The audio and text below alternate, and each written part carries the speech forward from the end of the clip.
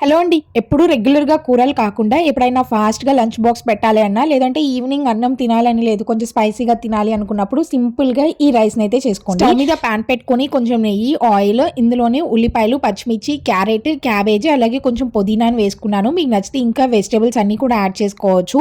ఆ తర్వాత ఇవన్నీ ఫ్రై అయిపోయినాయి కదా! ఇందులోనే మనము ఎగ్స్‌ని వేస్తున్నాను. ఎగ్స్ అన్నిటిని ఇట్లా ముందుగానే పగలకొట్టేసి దీంట్లో వేసేసి ఒక 2 నిమిషాల పాటు ఇట్లా బాగా మిక్స్ చేసాము అంటే ఇది మనకి ఇట్లా కనిపిస్తుందనమాట. ఈ స్టేజ్‌లో ఇప్పుడు పసుపు, ఉప్పు అలాగే కారం కొంచెము, మిరియాల పొడి, ఇందులోనే బిర్యానీ మసాలా కొంచెం వేసేసుకొని బాగా మిక్స్ చేయండి. ఇందులో టేస్ట్ ఇచ్చేది బిర్యానీ మసాలానే కాబట్టి అస్సలు స్కిప్ చేయకండి.